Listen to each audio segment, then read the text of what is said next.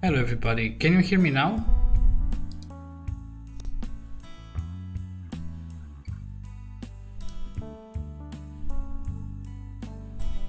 Can you please let me know if you can hear me now?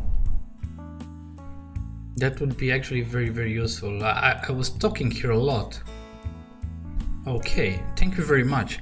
I was talking here a lot and I didn't really realize that you can't hear me. And I was kind of like explaining a lot of things about what I would like to do actually. Yeah, so yeah, I didn't stream for 1 week and it seems that well, things start not to work out as expected, but I'm happy that you can hear me now. Okay, so let's start from scratch because I talked a lot, as said, and I was basically explaining what I want to do here in this project, or in the streams that I will usually do always on Monday at the same time as today. Yeah, but it's okay. I want to have background music. Is the background music too loud? Because I can tune it down a little bit if needed. My idea was to still have the background music also while talking, because it's kind of like usually on most streams you also have some kind of background music. So maybe I'll tune it a little bit down. So yeah, now it shouldn't be that loud. Okay, I would be interested to know if you can hear me, if you can hear my voice well, as well as the background music.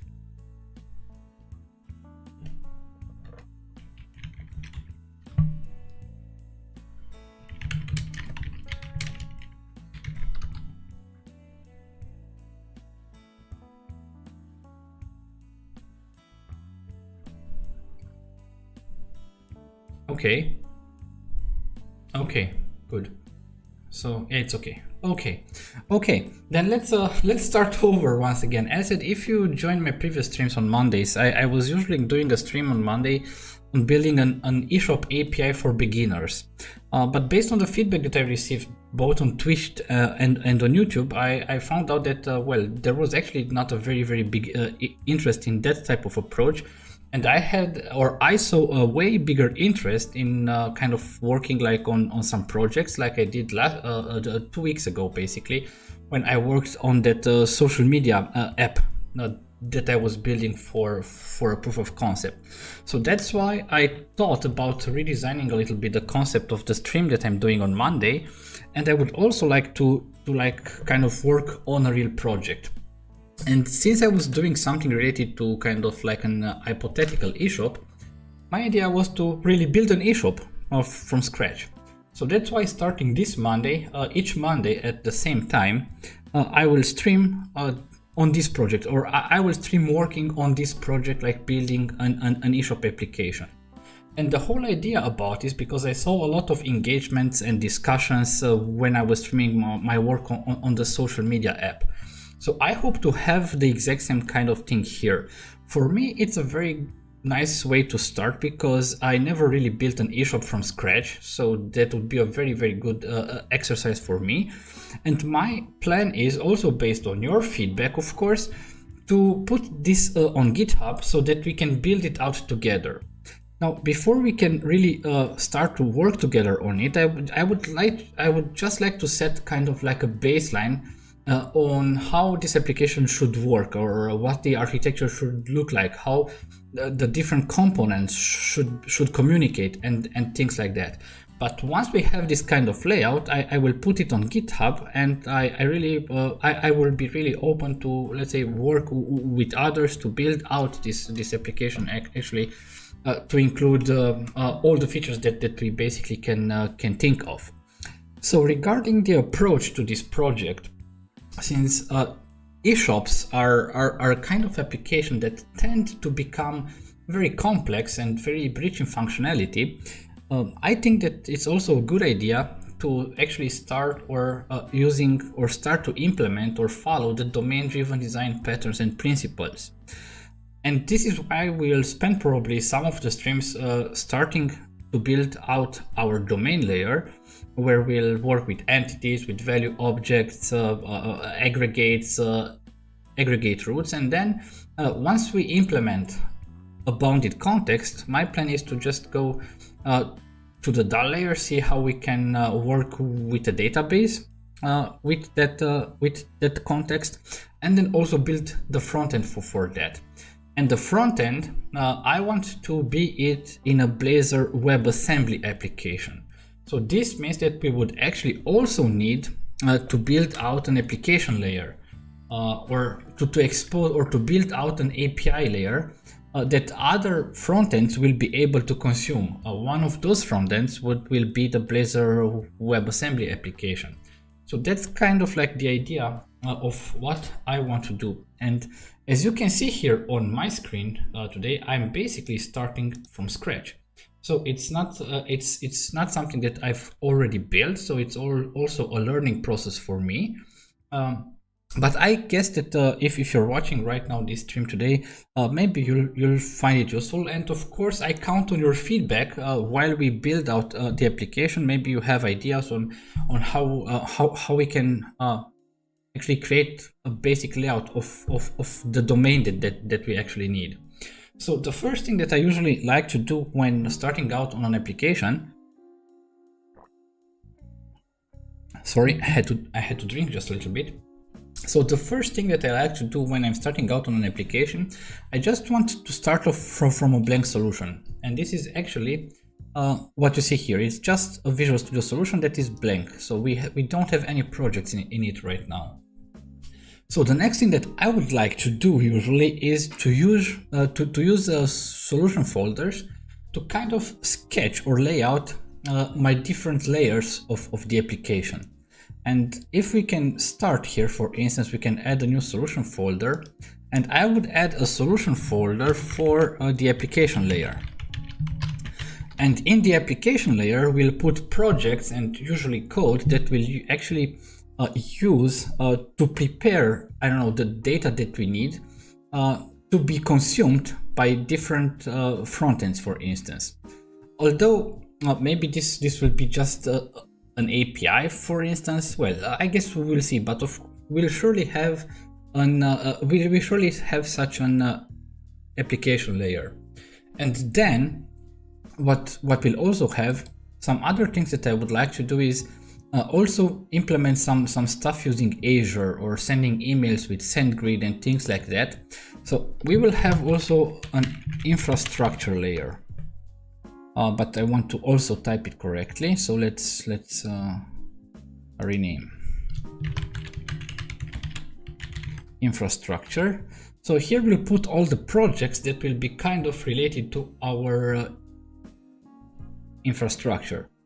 Now I'm not sure exactly how I want to proceed, because I have used also when I was working on my social media app, but also when I was working for some customers, I saw different ways of doing this. For instance, let's assume for now we might delete this type of folder.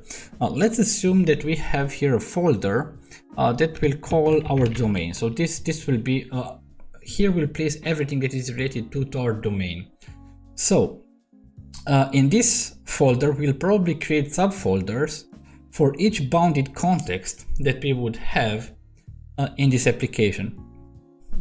And probably the first bounded context that we will work on would be the catalog bounded context. And the catalog is just a bounded context where we'll put some information about I don't know, the products. It's basically a product catalog and all the features or behavior that is actually, or that comes together with this idea of a catalog in an eShop.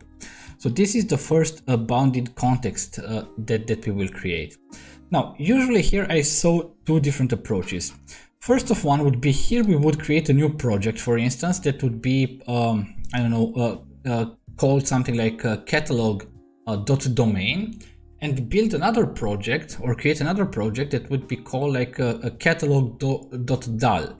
And here in this catalog, we will put then the DB context for this bounded context and things like that. The other approach is to have maybe a different folder which is called DAL. Actually, this data access layer is, in my opinion, also a part of the infrastructure layer, but since the DAL layer is so very specific, it can also have a separate folder. So let's see here, we have a suggestion. My suggestion is to create individual project for each domain app layer. Yeah, of course, we'll have several different projects in each of these folders. We'll come to this right in a minute, but right now I just wanted to concentrate a little bit of where do we want to put things, because we'll have a lot of different projects, that's for sure. Okay, so the idea, or what I'm thinking right now, is that, as I said, the first approach is to put the Visual Studio project that you will use actually to implement the DAL for this bounded context, that you can put it here. Or I have seen approaches where all the DB contexts related to the bounded context are put in a separate folder.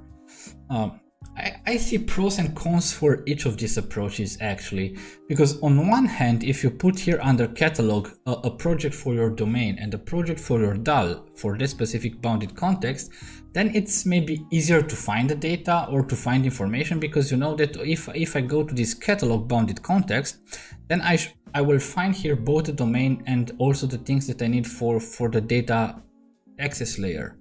On the other hand, it might be useful to have all the DAL projects actually in a separate folder, so that you can maybe have a better overview on them and exactly, well, try to understand how to work with them.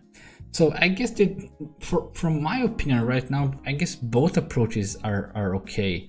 So I'm not exactly sure what will follow, but I guess we can simply move the projects in a different solution folder if we need it later. So for now, I guess I won't have this this DAL. Okay, now in this domain we have this catalog bounded context. Now if we think just a little bit, we won't start to work on all of these contexts at once.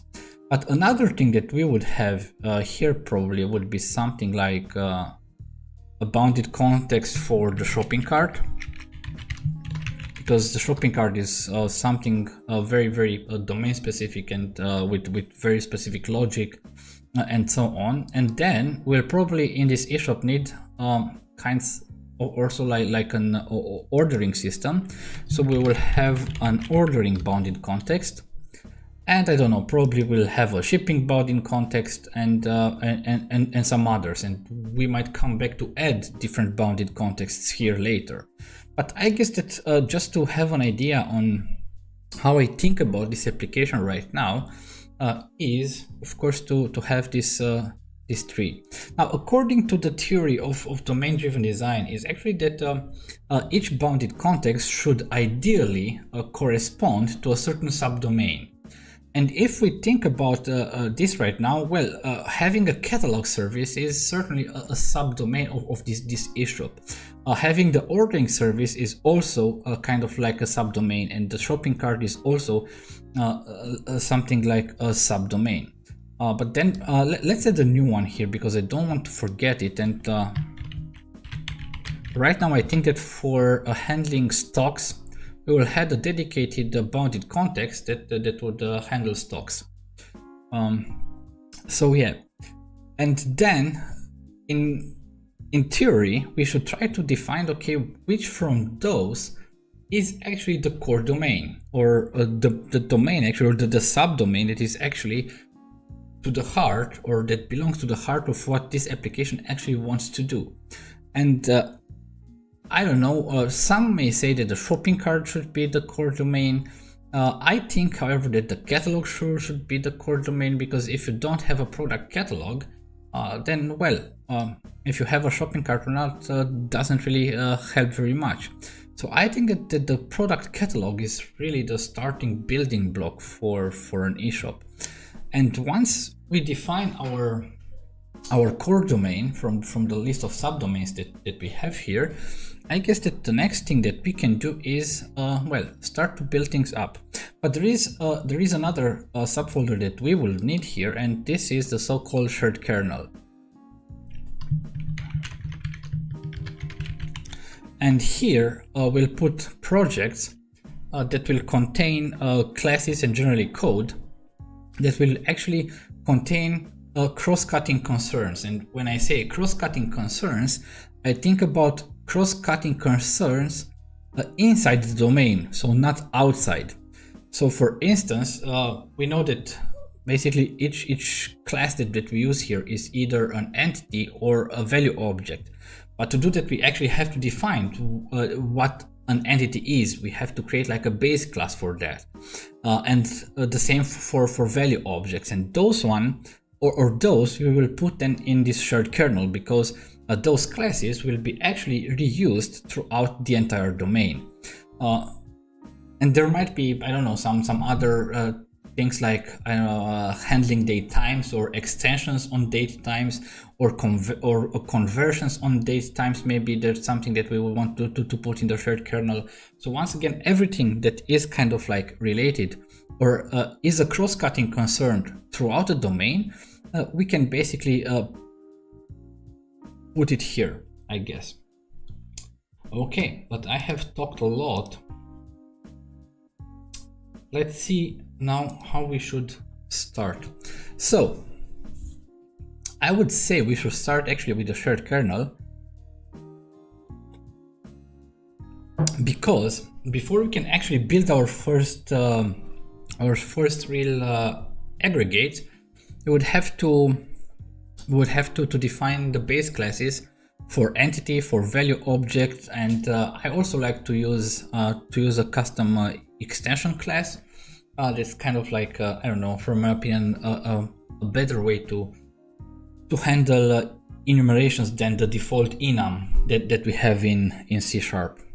So let's actually start to build out the shared kernel first, or to add at least the first building blocks that we actually need. So for this, we'll create a new project, and this could be a simple .NET standard, class library .NET standard. Now for the naming, how did we name the solution? It is CWK eShop. So it would be CWK eShop shared kernel. Okay. So let's create the class. And I just want to tell you that in order to not lose that much time on this part, because I have already created those base classes like what is an entity and what is a value object, I guess I will simply reuse them, and I will take them from the social media project. Let's delete this class here, because I would also like here to organize here some folders, and there will be a new folder here that we will call models. Or no, better we'll call these types,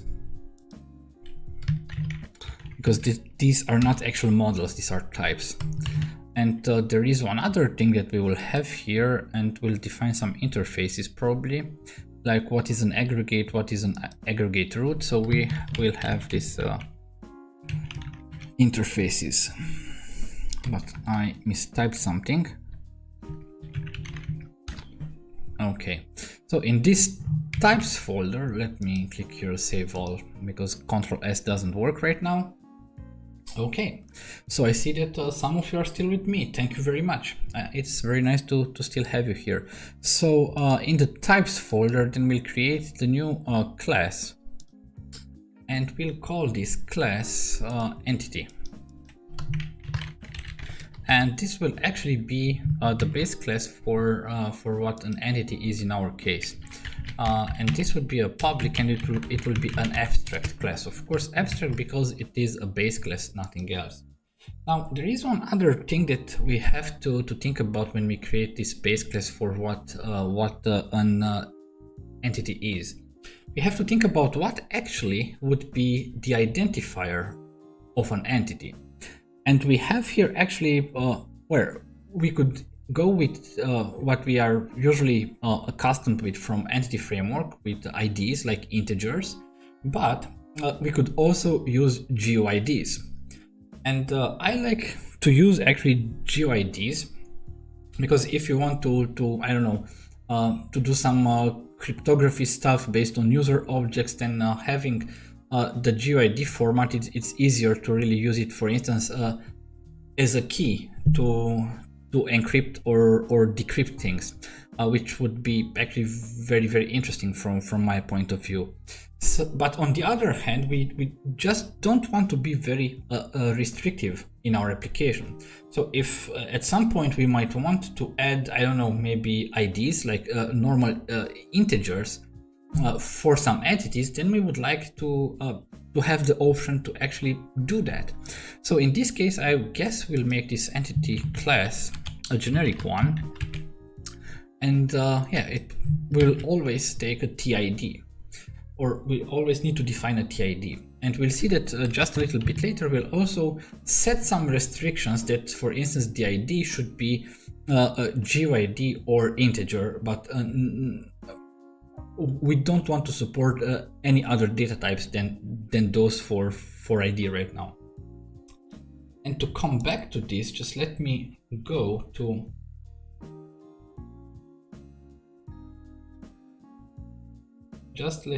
here to my other social media application, and I will just simply bring up everything that we have here from this ID, and we'll go through what we have here, just to explain a little bit what everything is about, and we also implement equatable of TID.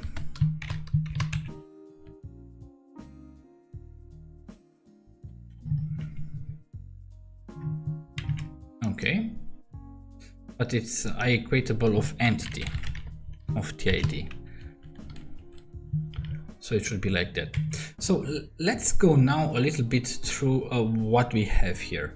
So first of all, we have a protected constructor. Of course, the protected constructor is used basically because all classes that will inherit and basically implement this abstract entity class will have to pass this ID to this constructor.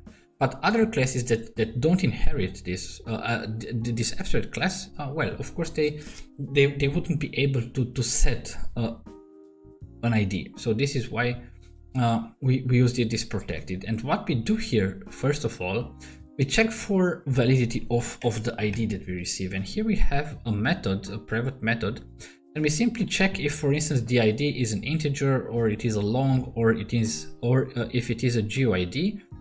Then in this case, well, of course, we'll return true. In all other cases, so if somebody gives us like a string or something like that, for now we just throw this not implemented exception. But later on, I guess we'll implement some more, I would say, advanced, or not advanced, but some basic exception handling in our application. But for right now, I guess that this should actually do it. So that's actually for this constructor. And then for properties, there's actually only one property that we actually enforce here, which is of course the ID, which will be or will have the type of TID. And then the only thing that we do here is we actually implement equality. And implementing equality in .NET has actually a few steps. So first of all, what we want actually to do is simply to override this equals method on objects, and here we'll use actually this equals method that we implement ourselves. And in this case, for this ID, equality should always take into consideration only the only the identifier. So if we have two classes, like, I don't know, maybe we'll have a product, of course, and each product will have a certain ID. So this means that whenever we want to actually check for equality of two products, we actually want to check if those IDs are the same. And the way why we actually need to override this, because this object equals method usually returns a reference equality, and this is actually not according to the domain-driven design patterns and principles. So this is why we actually override it to actually implement this idea of identifier equality. And since the identifier will be of type int or GUID, which will know that, well, getting the hash code for an int or for a GUID is actually pretty unique, I would say. So we just get the hash code of the identifiers and compare them. So that's actually it.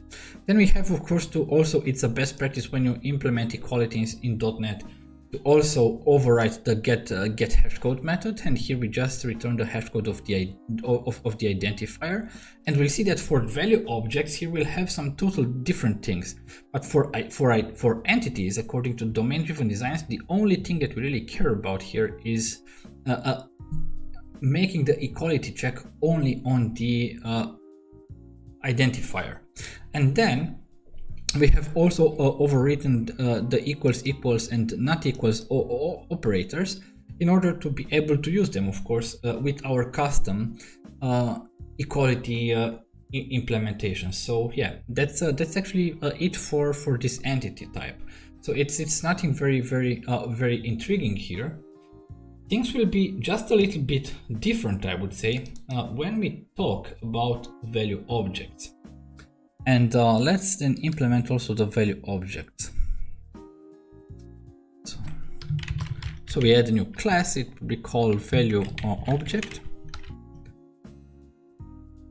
And this will be, of course, also a public and an abstract class, because it's a base class, actually. So you have to imagine this class's entity and value objects being like, I don't know, string, for instance, in C#. It's actually a base type.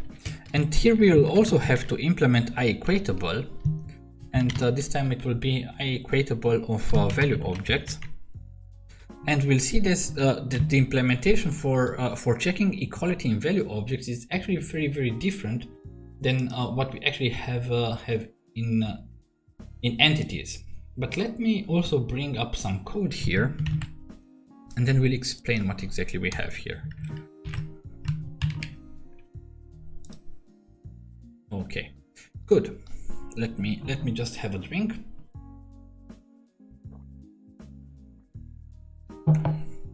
Okay, let me just check I have both the chats. Also, thank you very much for watching me. I see that that we have viewers both on Twitch and on YouTube. Thank you very much, everybody. If you want to say things, if you want to add something, if you have questions, whatever, just don't be shy and use the chats. I do my best to follow both chats, so yeah, just feel free to type something, and I will be looking at it, of course. Okay, so let's see what we have here. First of all, we have an error. Where do we have this error actually? Where do we have this error? Okay, of course we need to add a system link, of course. But yeah, we'll come to this. So now we want to implement this idea of value objects. Now in DDD, value objects are classes that actually lack, or objects that lack any idea of identity. Value objects are usually, I don't know, when we want to model things like concepts that represent values or description. For instance, if you, I don't know, want to create a painting application, then you would have to work a lot with colors. Now, the idea with the colors is that if we, let's for a second just imagine that that there is a kid somewhere here in the room that draws something, and that kid has different colored pencils, okay? And maybe he has 3 red pencils, 4 blue pencils, and so on. So the idea is that no matter which pencil he chooses, the color will be exactly the same. So even if, for instance, one of those colors gets lost, he can simply replace it with the other color and simply reuse it. So this idea is something that we call usually in domain-driven design value objects. And basically this is what we try to define here. And of course, value objects, actually, when we check for equality, we want to check if the attributes of those value objects are actually the same, so that we can actually implement this so that we can check if two objects are equal. So the idea is that for value objects, in order to have equality, we just need, or we have to make sure that actually all the attributes or the properties of two different value objects are exactly the same. So that's the whole concept that we actually try to model here with this base class, which is this value object. So the first thing that we have to do here, or that I did there based on some examples that I saw also, for instance, used by Jimmy Bogart, for instance, is something like that you would have here an abstract method that you define that would return an enumerable of object, and we'll call that get atomic values. Why do we actually need that? Because in the base class, we can't actually exactly know what the properties of all value objects will be that we'll have in our application. And the properties will vary a lot. So this is why we have two options to implement the equality in this case. The first option would be to just use reflection here in this base class and to look into all the properties of each value objects, and then try to perform the equality check, comparing actually two properties of two different value objects. But reflection has the downside that it's actually fairly slow, and the other downside is that inside the logic of each value object, maybe not all properties should be taken into consideration for the equality check. For instance, if we have like a name, names are something that are usually, according to domain-driven design, value objects. So this means that maybe we'll have on a name, let's say three properties: the first name, the last name, and we have a property that is calculated, which is initials. But since this property is calculated and it's actually based on the first name and on the last name, that's not really something that we would like to take into consideration for the equality check. So that's why we say here, or we define this abstract method get atomic values, that each value object will have to implement and just return the properties that it actually wants to be used or to use for equality check. And that's actually what we do here. And then here in this equals that we use here, well, here we do some things. This is something also that I've taken from the official Microsoft documentation.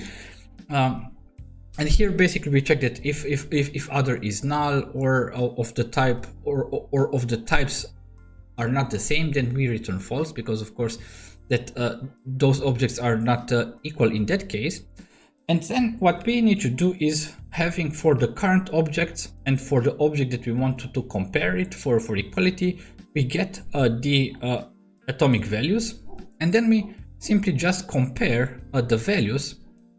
If they actually match, then we will return true. Of course, we have here some edge cases. If the left part is null, if the right part is null, and so on, and then in that case we return false. But in the end, the idea is that what we'll return here is a true if all the properties are actually exactly the same. Then we have implemented this equals method on the object class that we actually just use the equals that we have defined here. So we're simply reusing our custom method. Then for get hash code, this is just a little bit more complicated, because we want actually to go through all the properties that we have and to get to get the hash code for each of the property, and aggregate those hash codes, and then basically we return a new hash code that will represent the hash code of this object. And this has a very high probability that this type of hash code will actually always be unique for each different object. And once again, if we have two objects that are really the same, so if they have the exact same properties, then get hash code should actually return the same value. So that's actually okay. And then of course we have implemented or overwritten these equals and not equals operators. And yeah, that's mostly it, how we implement this idea of value object. And here the system text, we actually don't really need it right now. Good. The next thing that I would like to implement here is another base class. And that base class is the enumeration base class.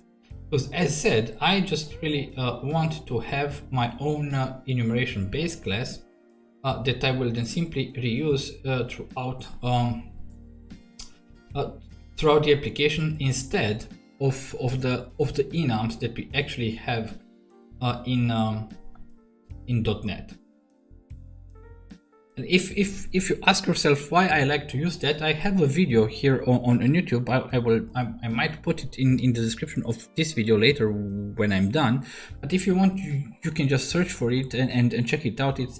It's something called like using custom enumeration classes in C#, and there is a place where I explain also why exactly I really like to use this custom enumeration classes instead of regular enums in C#.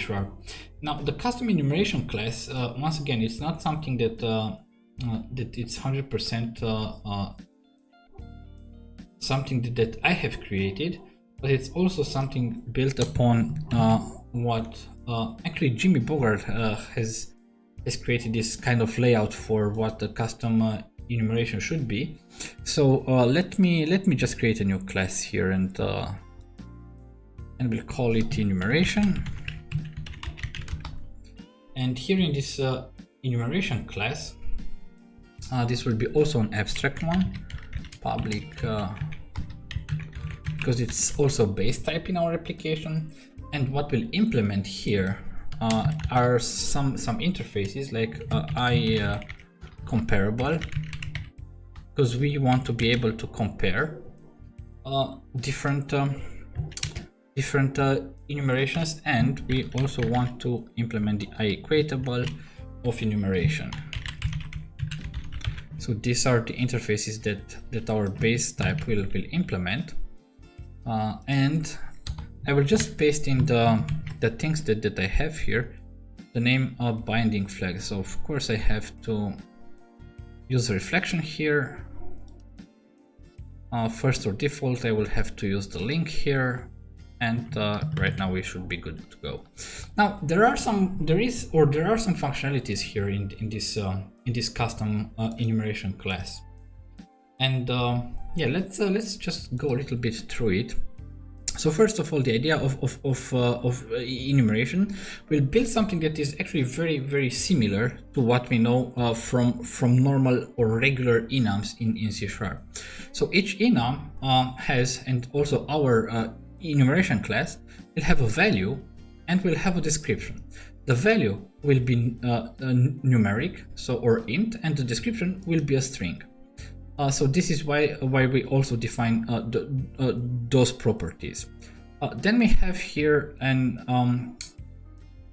new method that will actually that is called getAll, and it will returns an enumerable of t, and this will actually get all the different properties or the different possibilities that we will have from or for a certain enumeration. And we'll see exactly where we'll need that. Then we have here some functionalities like from value, from display name, parse. These are functionalities that might be useful when we want actually to save these enumerations to the database.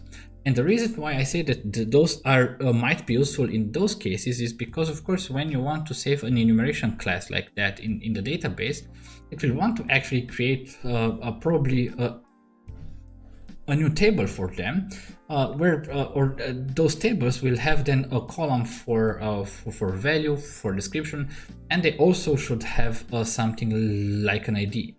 Of course, we won't implement an ID right now because we don't really need it, and we'll see how we can deal with that once we want to implement the DAL layer, and we'll use Entity Framework Core for that. But yeah, the idea is that if you don't really want to save these enumerations in the database with all the value in the description, you can basically use this type of functionalities to decide, for instance, that okay, I want to save only the value. And then when I read from the database, I can configure my DB context in repository to actually read from the value or read the one and create actually the enumeration object that we actually need. And this is exactly the same for display name. Then parse, it's private, that is actually used by these two methods here. And then we implement the iComparable interface, and here we have this compare to, and we just compare the values, because what we need, like we have also with the regular enums, we just want to compare the values. We don't really care about the string representation that we have in the description. And then for the iEquatable, it's actually exactly the same that we implemented also earlier. We have here just a method that takes only the values of two instances into consideration, and if the type matches and if the value matches, then we simply return true. Then we override this equals method on the system object class, and then the get hash code, and we just want to get the hash code from the value. The value will always be an int, so getting the hash code is actually what we need here. And then we also override the equals and the not equals operators. And then we have a toString, and the toString will always actually return the description, because here is actually when we want to get the string representation of this type of enumeration. That's actually what we will need to have. So yeah, that's kind of, I guess, for those. So are you still there? What do you think so far? Does it make sense what we do here? Do you think it makes sense? Is this type of project interesting enough for you? Do you think it's okay? Is this something that you would like to follow up also the coming Mondays? Please don't be shy and just get involved. Okay, here in Tinch, it is great. Thank you very much. Thank you very much. Okay, then another yes. So my Twitch community is more active than my YouTube community. Thank you very much, guys on Twitch, followers on Twitch. Thank you very much. You really rock. And now to my YouTubers, you have to also rise to. You would also have to rise to the engagement of my followers on Twitch. So yeah, don't be shy and just use the comments. Okay. To be honest, this kind of concept we don't really need in this kind of project. Okay. What concept do you think that we don't need in this project?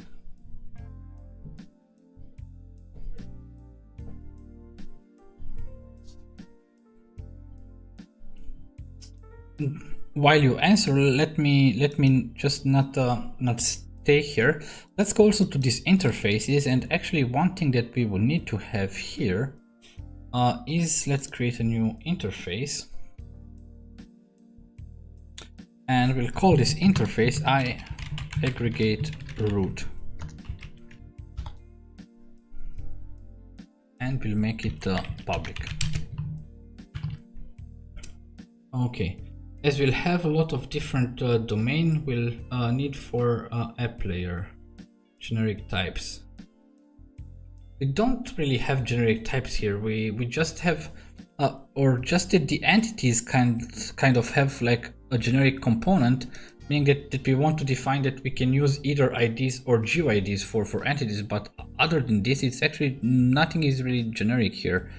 For value objects, the implementation, yeah, we have some generic methods, because this method should apply for each type of value object that we'll have in this application, or sorry, for the enumeration. So yeah, that's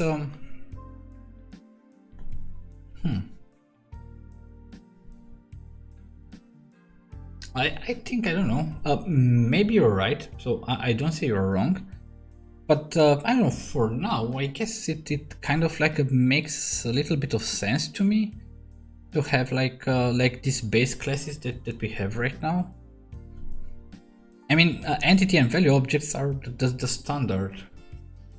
I'm not sure what will be the system flow for this project, so I can't make any. Okay.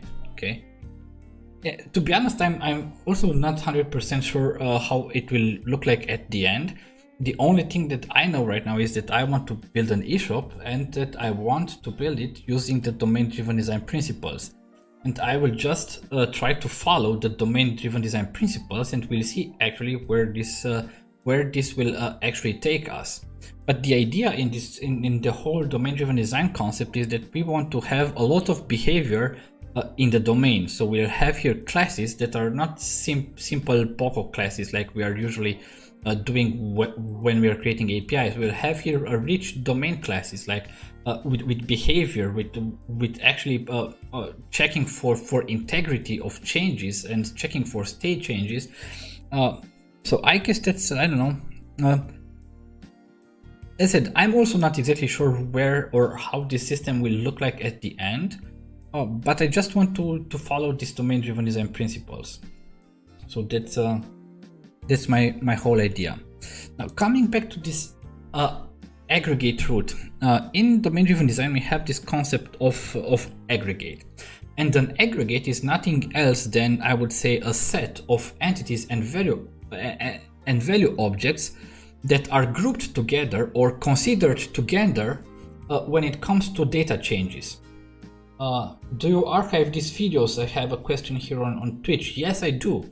And I'll archive them. You will find them. You will actually find them both on Twitch and on my YouTube channel.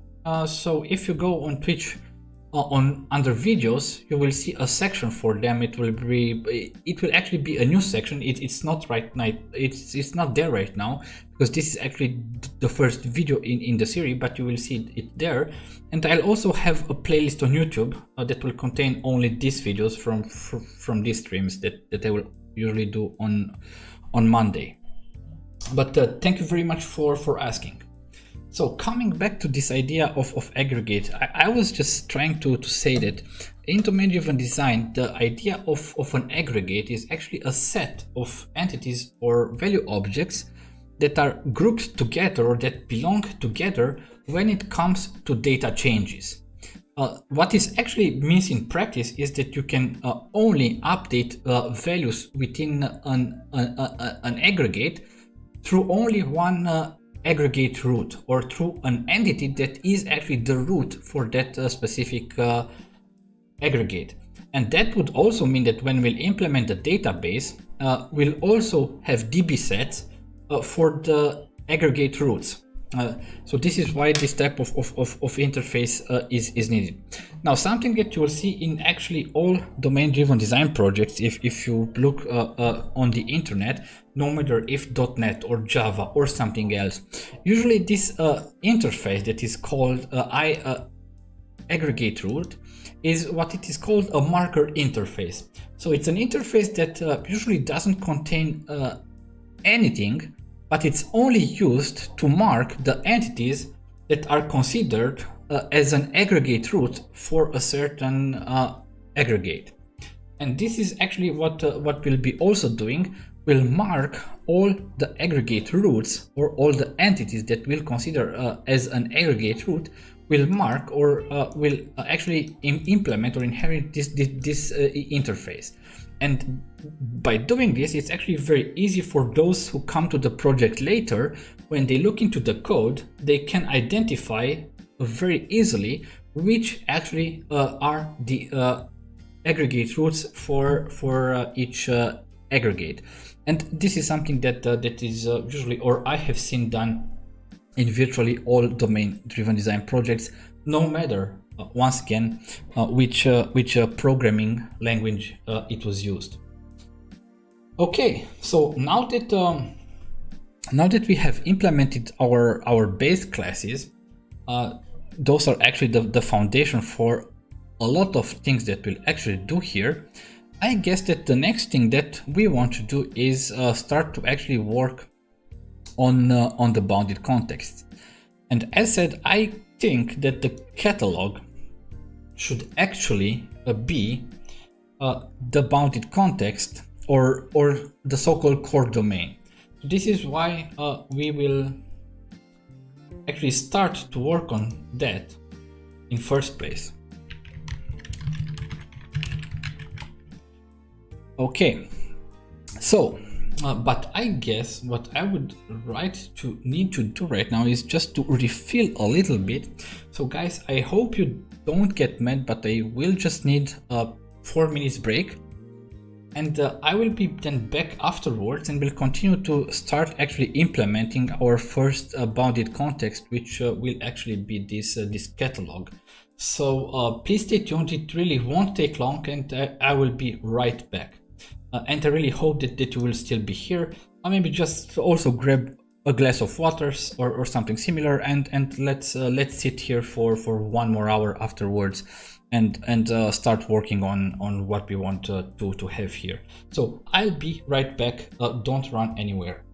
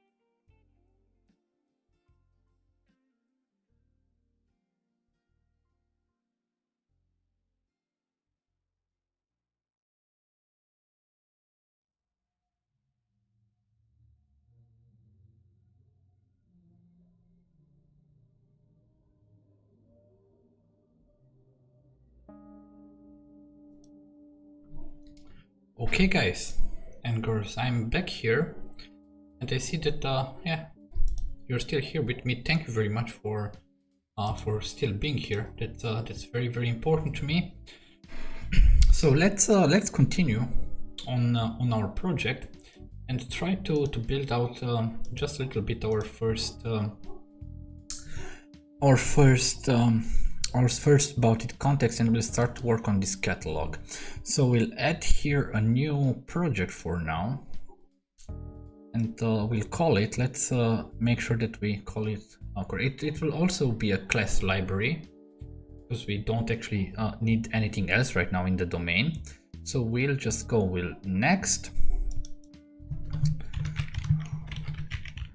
and it would be catalog.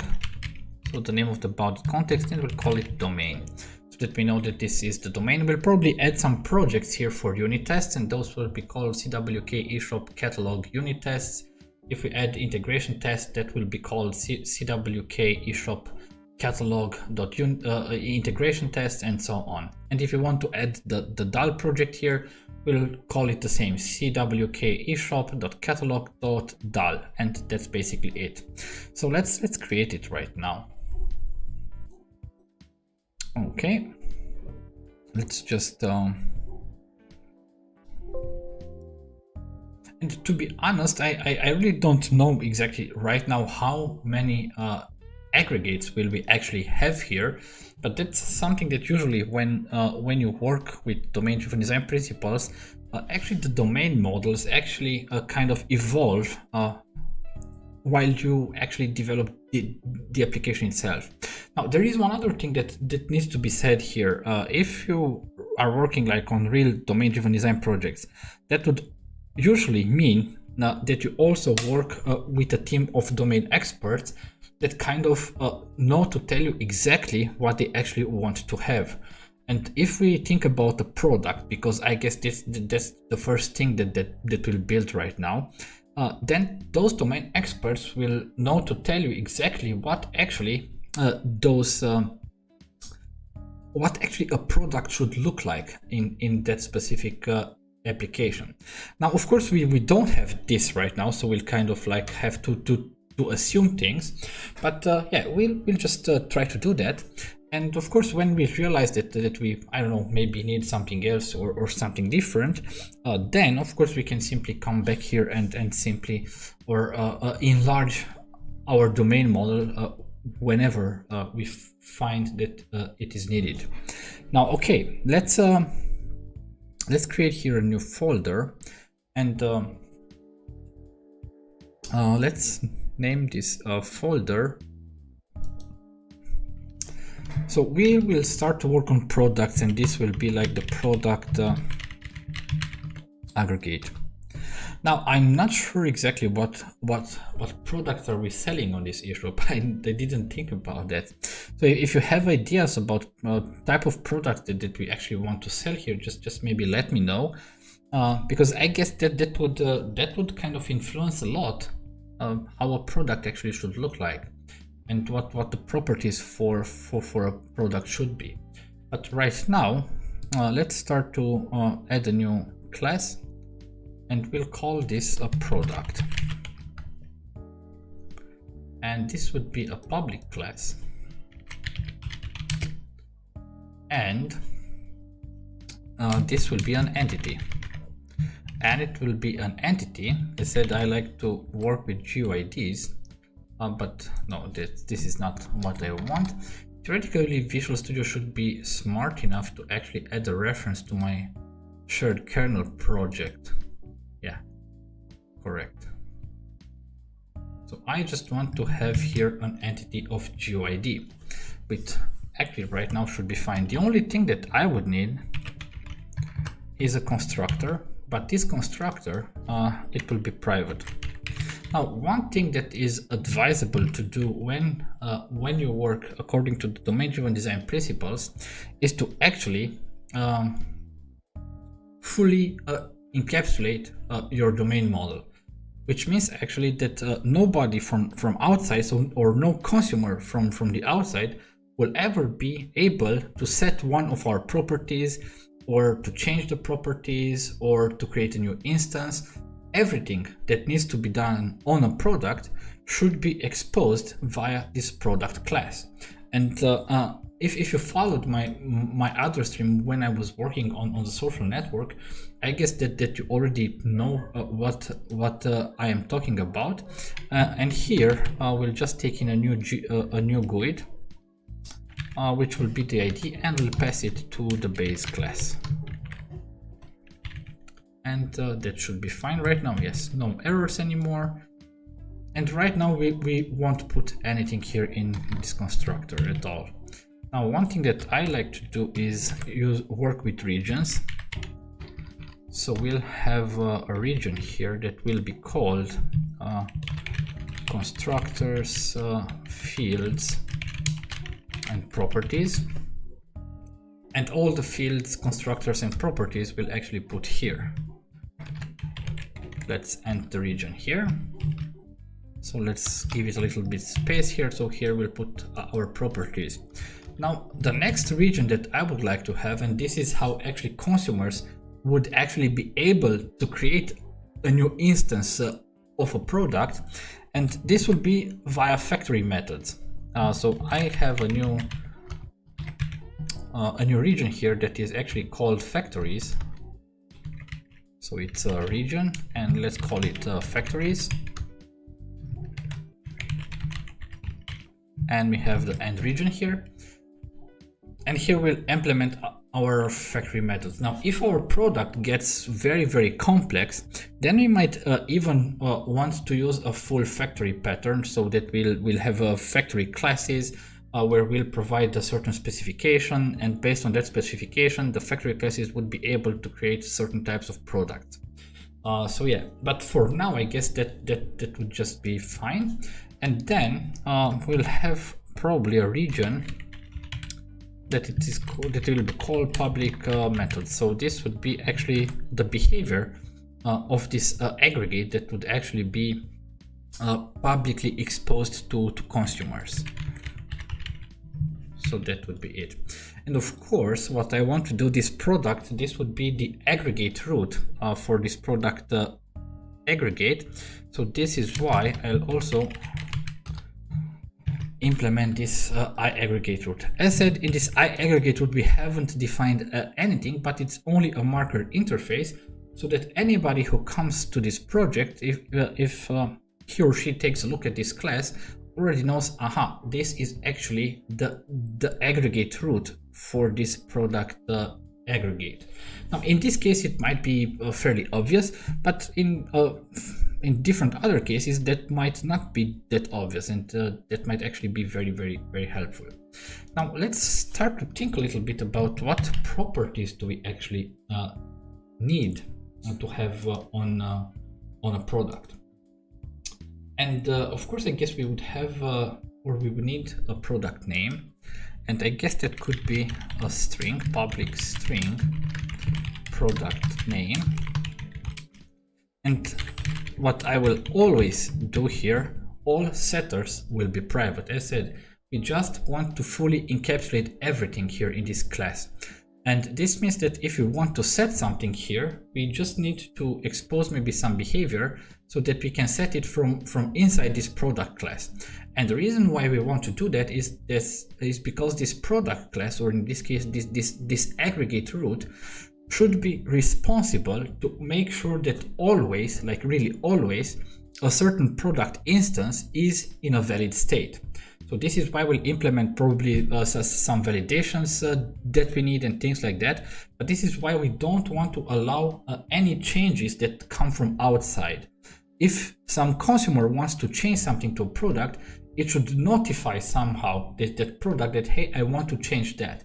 Then the product will actually check if that required change would put the product on an invalid state. And if it would put the product on an invalid state, it would simply reject the change. But if not, then it will simply apply the requested change. So this is actually what we need. But I guess we don't need here the full product name. We just have name should be okay, I guess. Now then we will have another string, I guess, public string description, and once again get private set. Okay, what else would we need here? We will probably need a price, I guess. So let's this should be probably a decimal.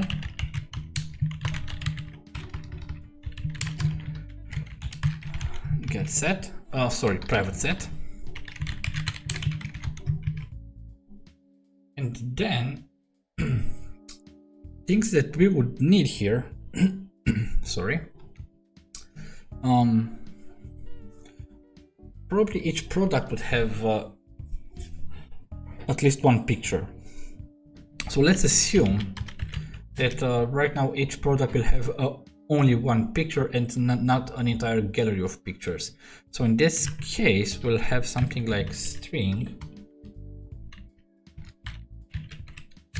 And sorry for the typos here. So it would be string, it would be the photo URL.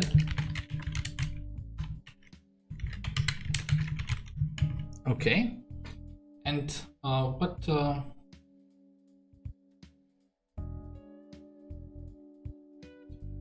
what else do we actually need here? What else do we actually need here? Maybe the available stock. How many items are available in our inventory? Although we might move this functionality just later in that inventory bounded context. But for now, let's put it here.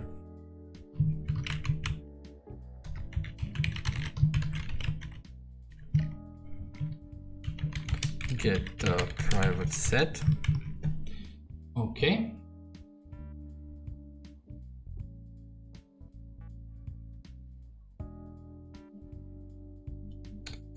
Okay, then maybe what we need here for this product is another property that would actually might be a good idea.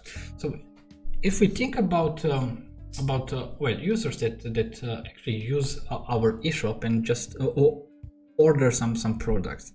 So each time a product is ordered, we'll have to implement the necessary logic that the available stock actually is shrinked. So if somebody orders 2 items of that product, then the availability stock should be shrinked by 2, and so on. And then maybe we'll have to implement some logic here in our domain model that actually that we set something like of a threshold.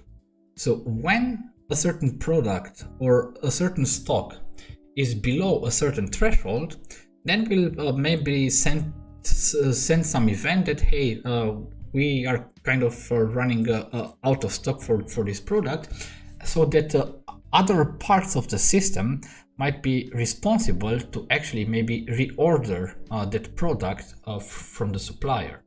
So in that case, let's have something like a public int minimum stock threshold. I'm not sure exactly if I typed that correctly, threshold. As you might know or hear, English is not my native English language, so I might do some errors there. But I guess it's an age here, so it should be something like that, I guess. Okay, good. And then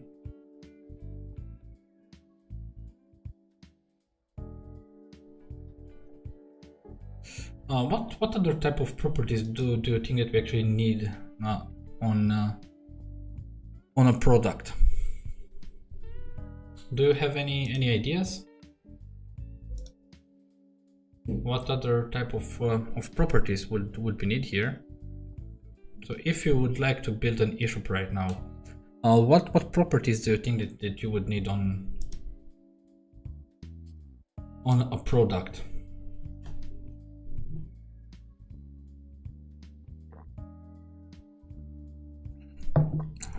I'm kind of waiting on your feedback. Because the strange thing right now, or something that it feels odd to me right now, is that we were basically able to define this product only using a base type category. Oh yeah, that's great. That we need a category. Yeah. And what type of categories should we have on this shop?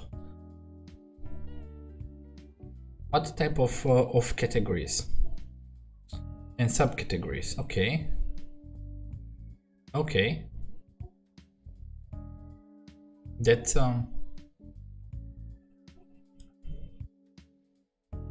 something. Can you give some example of categories? Let's define together. Actually, basically, what do we actually want to sell on this eShop? That's actually what we're doing right now. We're trying to define what we want to sell. Int. What do you mean by int? You mean like the data type, integer, or I don't know?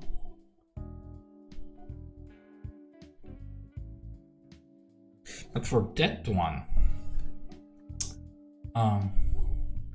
clothing, electronics. Okay, so we basically want to sell everything on our shop. Yeah, that's okay. Could be something like Amazon. Maybe, I don't know, for if we would use it for real, we might use it for drop shipping, so we can have different type of items. Yeah, so let's try to actually model this. So the category itself actually belongs to this whole idea of product, I guess, no? So int in the data type. Okay, yeah. Okay, but actually, if our category would be an enumeration, and actually that would be a good thing, then we will use our custom enumeration class that we've built already. But the idea is, should this be actually an enumeration or not? I guess we'll have actually a very limited set of categories that we might use. But then we'll need to have different subcategories for that category. So yeah, let's kind of see how we model that. Okay, let's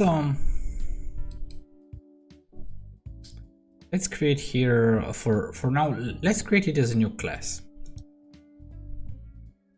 and let's call it category. Now, the only thing that we would need to think about is this category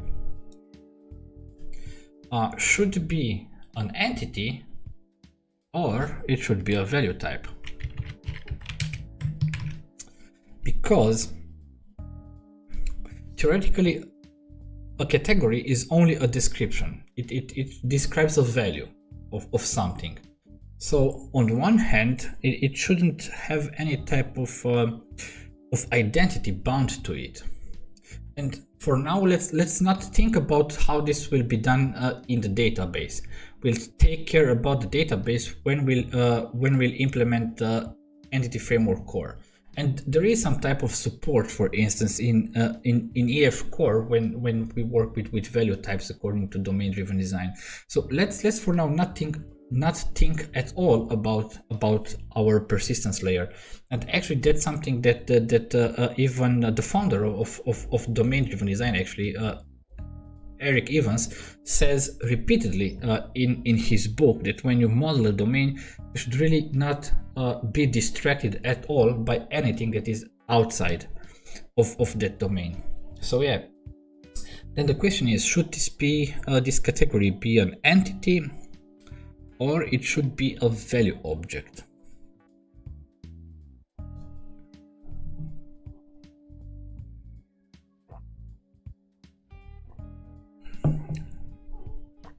I mean, theoretically, we should be able to also add categories kind of like on the fly, and try to maybe when we want to do that, let's think a little bit just from the perspective of the administrator of this eShop. He or she wants at a certain point maybe to, I don't know, they think that, okay, we should add a new category to a certain product. So this would mean that you would have to simply create a new category. So that would mean actually, and if you have a category, then you should actually be able to reuse it for all other products that should have the same category. And how can you reuse it if not by using the identifier? Yeah, no, I guess that should be an entity, and it will have a GUID. It will be a good idea to make as an entity. Okay, I'm glad that that you thought about this the same way. If we both thought the same way, so it might be better to do that.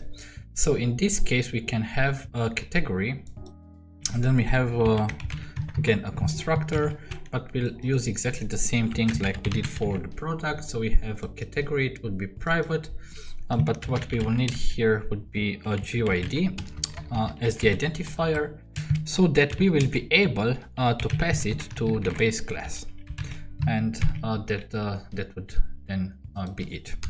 Now, of course, here we have region, constructors,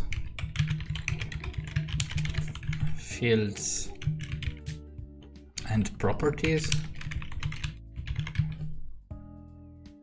And here we'll end the region. Okay. Now, each category will already have an identifier, but it will be of type GUID. So then the other thing that we will have is here public string, and we'll have a name, I guess.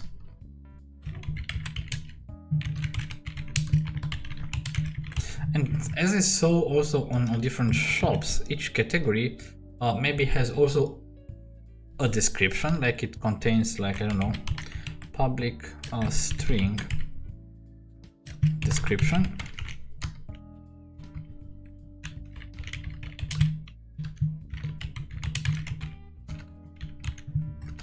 But as said, I want to use private setters for everything here. So it would be here also private. Okay. And then I'm not sure exactly how we should model actually subcategories, because if you think a little bit, subcategories are actually exactly the same.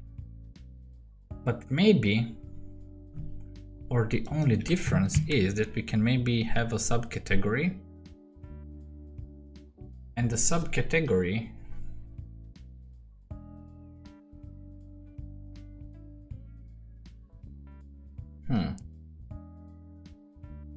let's make all of those let's make all of these entities right now. But I don't know what's actually the difference between a category and subcategory. It's only the relationship, I guess.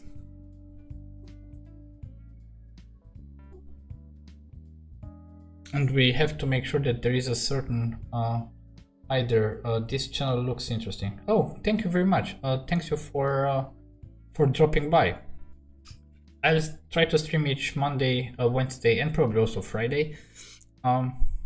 So yeah, I'm happy if I'll see you around. Thank you very much. Okay, let's go back to this idea. As you can see, I'm also thinking about this process, just like, because this idea of category right now just seems to me a lot like,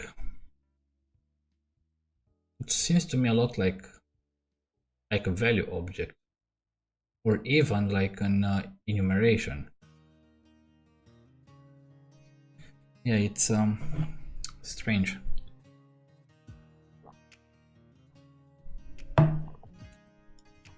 let's for now to not spend that much time on this.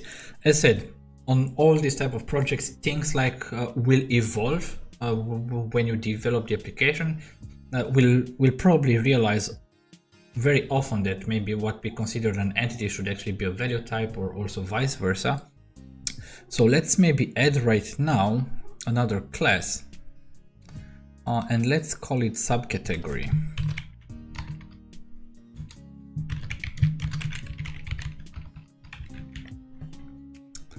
Okay, and we'll also make this an entity.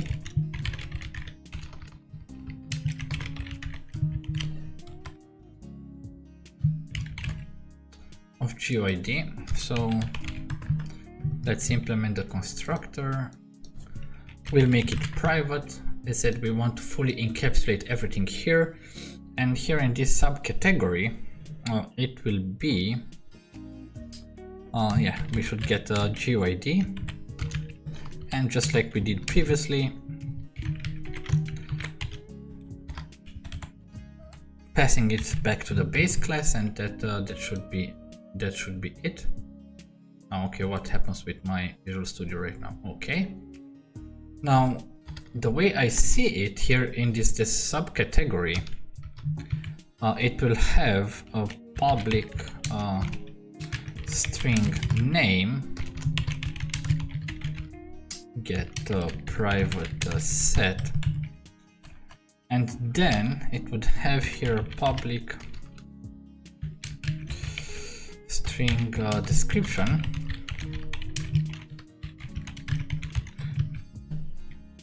and then the way I see it, it will have a public GUID parent category.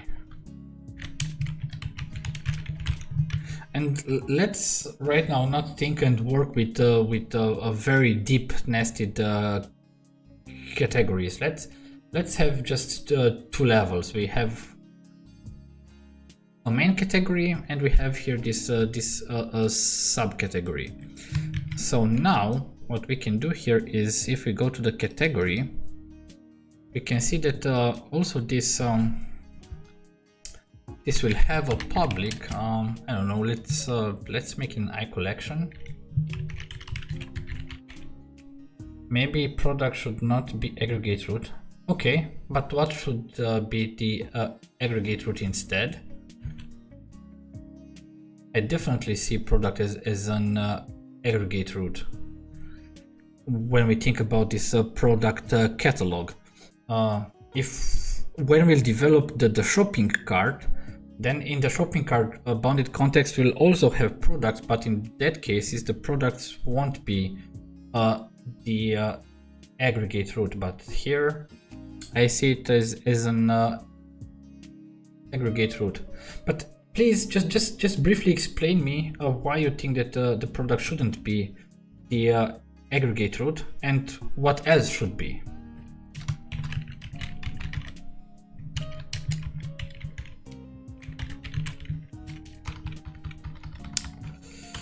So private. Of course, we have to specify what type of collection this would be.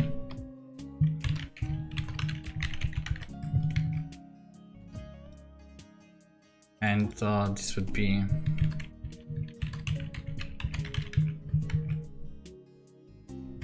so this will actually try to make something like a relationship between this category and the subcategories that belong to that.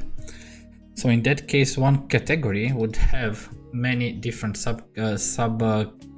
categories, but the sub category will only belong to a parent. So I guess that for now that should be okay, I guess. Good.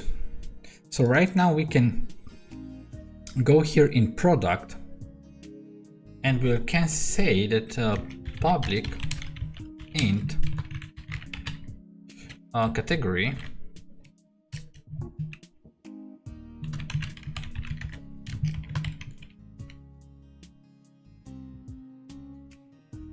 Oh, sorry, it's, of course it's not int.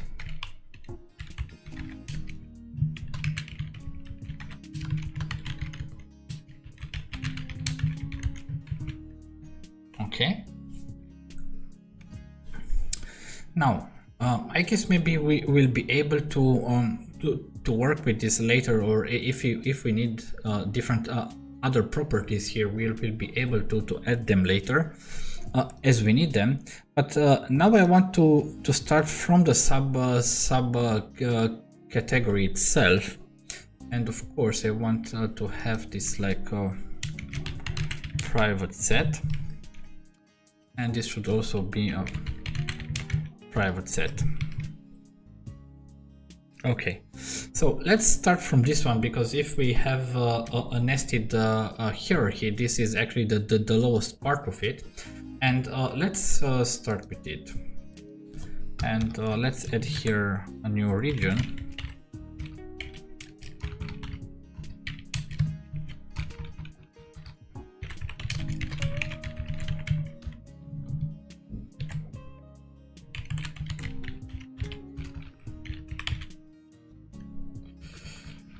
Okay, and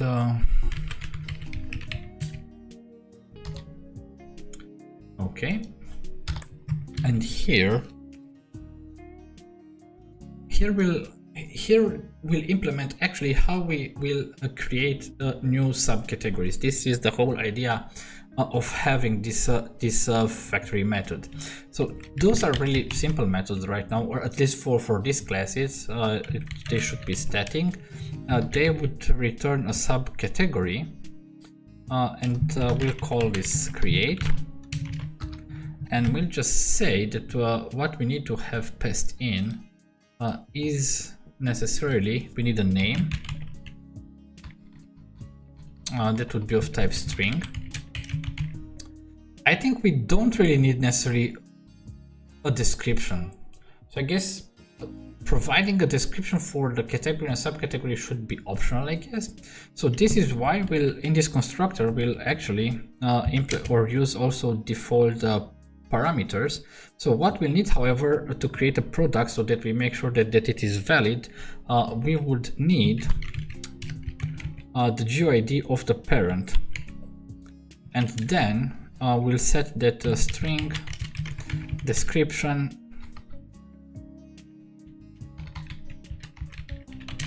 equals string.empty. And okay, what is the problem here? Presents a value for description must be a compile time constant. Okay, then it will be null. So the idea is, or why we use this, this type of method signature is that these parameters, each consumer will be obliged to provide. But this one, if the consumer wants to provide a description, then we'll get the value for it. If the consumer doesn't want to do that, then we'll assume that this description is null. So that's actually what we'll do here. So what we'll be able to, maybe we can implement this in the constructor, but we'll see that for the product where we'll have a lot more logic, we won't use actually the constructor, but we'll use the factory method to do a lot of validations and checking if all members of the aggregate are in valid state and things like that. But for now, here I guess we'll be able just to, well, the ID we passed to the, and then we can see here also in the constructor that we want to have, or yeah, we can see here that we want to have a string, but then the constructor would be name string description. Then we'll set here name would be equal name.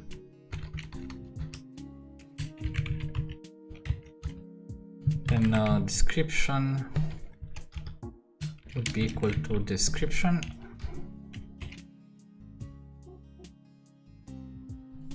Okay, here I did some typos, of course. So it should be something like that. And then, last but not least, actually that's everything that we need actually. And then we need the GUID of the parent also.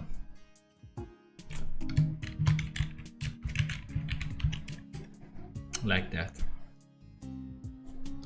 And then we'll set the parent category would be equals to parent.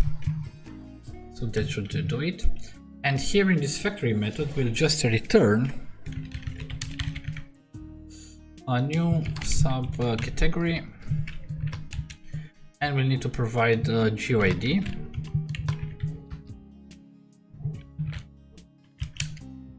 Then we'll provide the name, we'll provide a parent, and we'll provide a description. So that should be it. Of course, now I would say that we don't really need that, and that's true, but you will see that theoretically what we will have in classes that will have some more extensive behavior will implement a lot of different type of logic here, and you will see also that in many cases we'll also work with subtypes.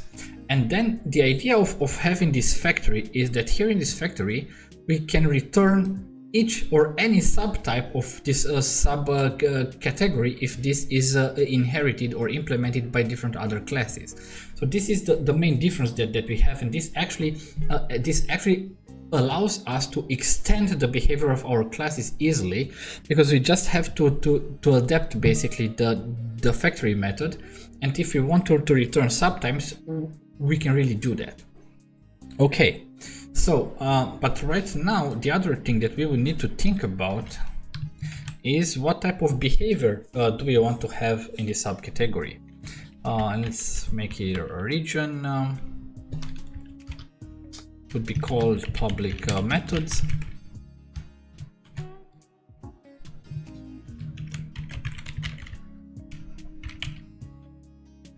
Okay. And here one method that we would need to expose is I want to change maybe the name of the description, and I want maybe I want to change the name, the description, and the parent category. Or no, this parent category should maybe should not be changed. I guess that should be immutable. And the idea in domain-driven design is that each change that we want to make to these properties should be exposed via public method, so that consumers will be able to use. Because no consumer would be able to set name or description. And the reason why we do that is that we can do here basically a lot of validation. So if we have some constraints about, I don't know, how long a name should be, then we can simply validate if the name that is required to change is valid or not. And if it's not valid, we can simply say, okay, we reject this change. So it actually allows us to bring in much more behavior here in our domain model. And this is something what in domain-driven design is considered very, very important, like having rich domain models. This means domain models with rich behavior, not just a bunch of properties there. So yeah, let's then implement here a public. It would actually not return anything, just void. Maybe later we'll implement something like, I don't know, some notifications that, hey, okay, I updated this property, but right now we can return void. And let's call this change category name. And here we would take in, let's don't leave space here, a string for new name. Right now we don't impose any rules for validation, but this is something that we will think about in the future. So here right now what we'll do here, we say that name equals new name. And starting now, our subcategory has a new name.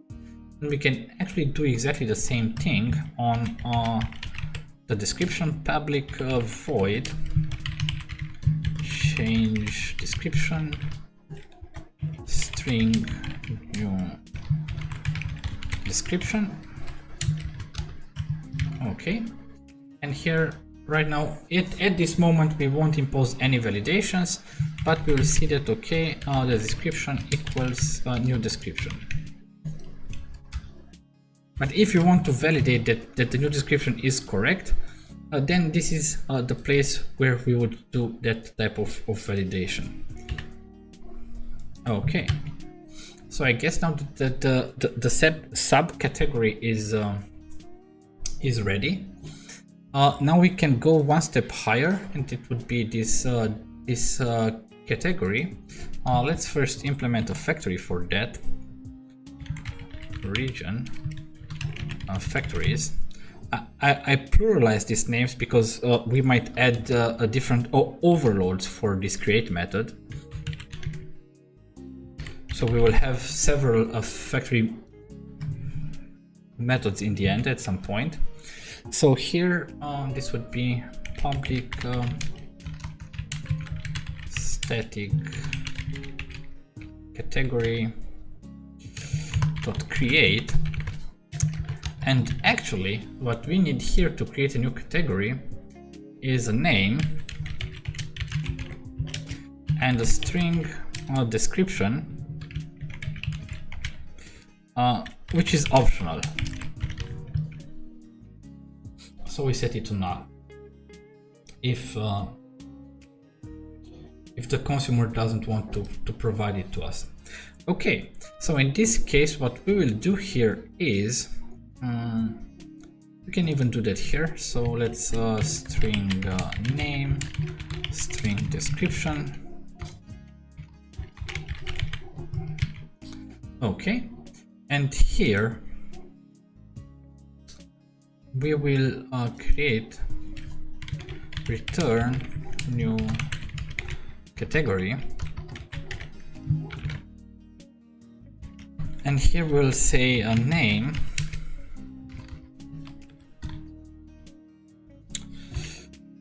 and or so we have to provide the ID for that, GUID. So we generate a new one.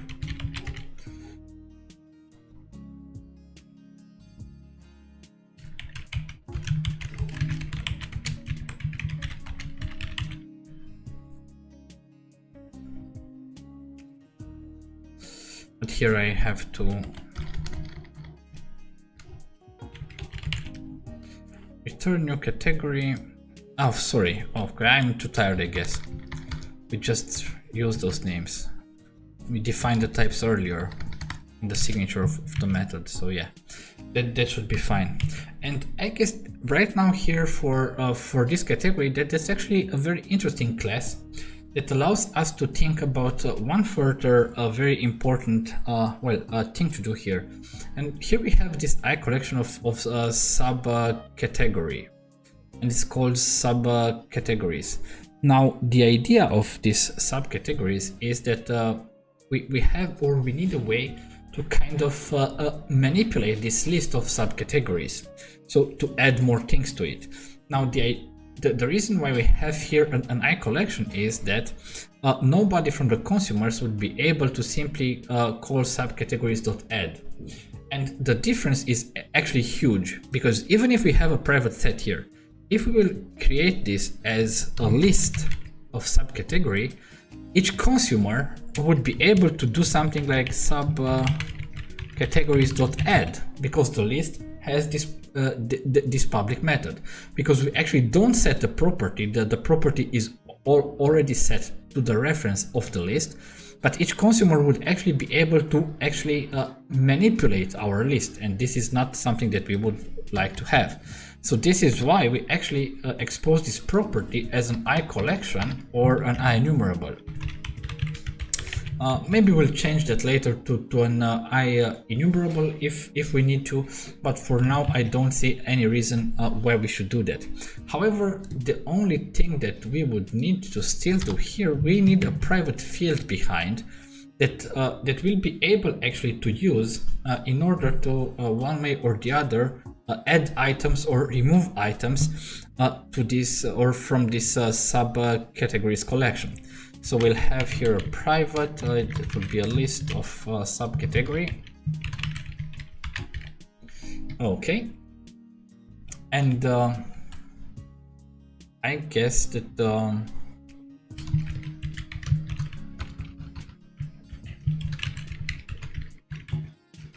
and this would be a new list so that it is not null. It would be a new list of subcategory, and that's it.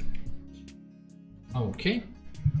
And here basically we have to change this just a little bit here. We actually don't need a setter at all here.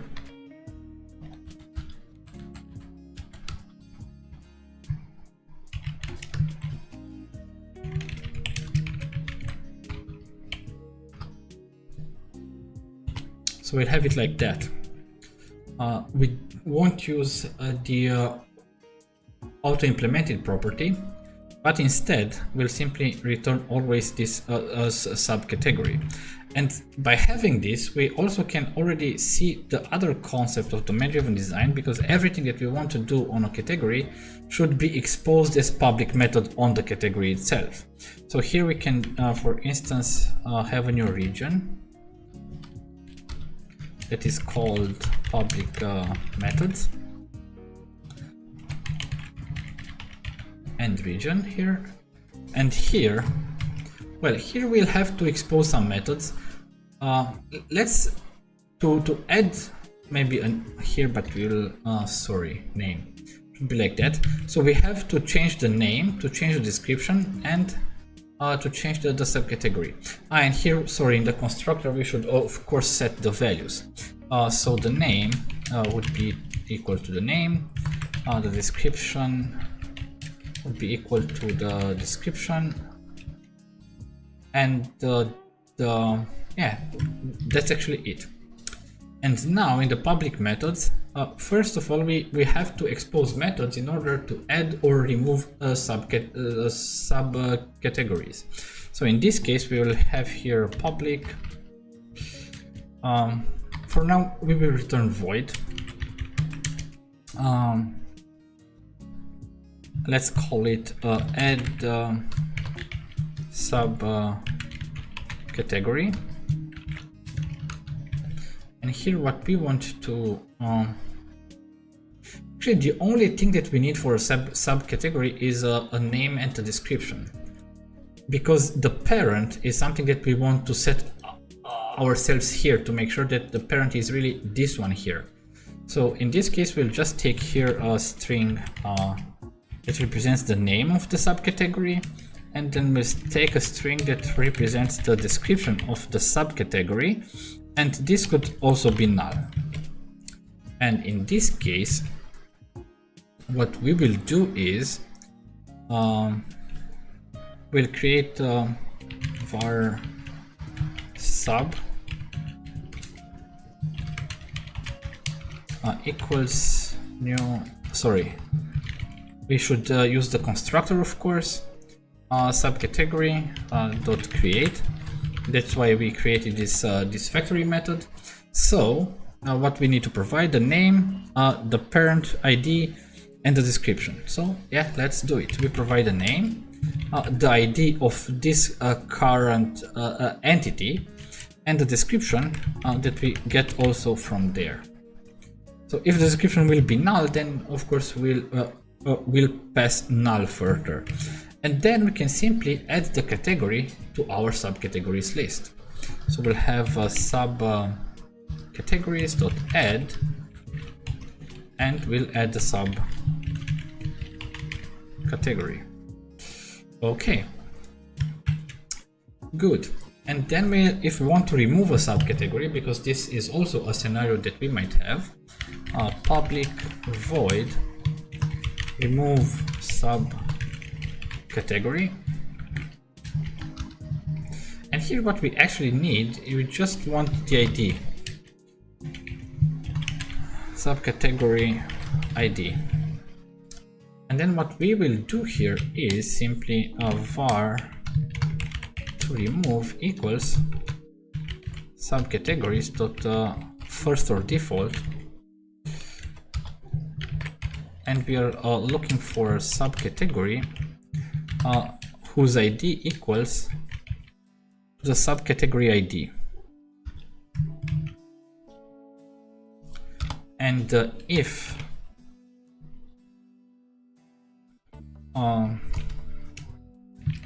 how it should be, if to remove not equals null. But this is an entity, and the not equals is overridden to check for equality regarding the identifier. So we won't be able to use the equality operator for checking for null. So in that case, we just see that if to remove is null, and we simply negate it. So it means that we found a value here. So in that case, what we'll simply do is sub categories.remove, and we'll remove this one. So that's it. Otherwise, we don't have what to remove from there. So that's basically it. And before we finish off this stream, let's just implement these two other methods, like public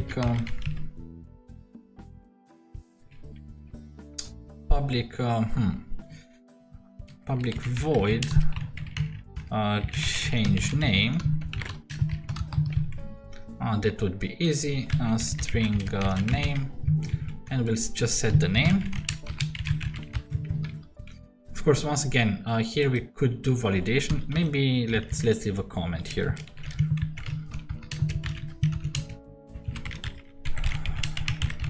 So that we know that we will have to implement validation at a certain point. And then the same thing here, public void change description. But let's to be more clear, let's create a new name here, and let's change that also. And here we'll have a string new description, and we'll just let's just add the comment here.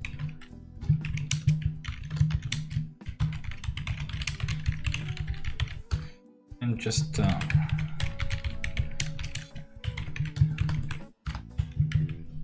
okay.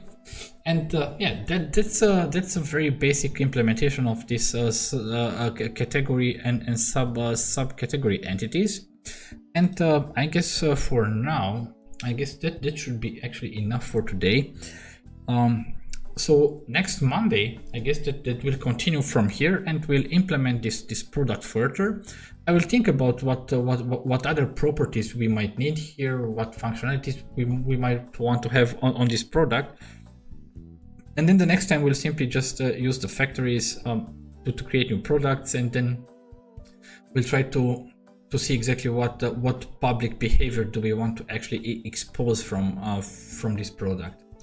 And yeah, then maybe we'll see what other type of aggregate routes do we actually need, or if there are or if there is some custom type of logic or validations that we have to do for prices and stock availability and stock threshold and things like that. So we'll look into how to implement that.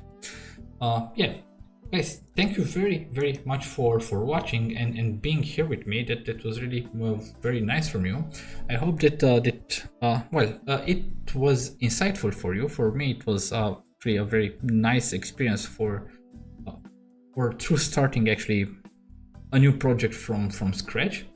And I really can't wait to continue work on this project. And really, I hope that I'll have you by my side also next Monday.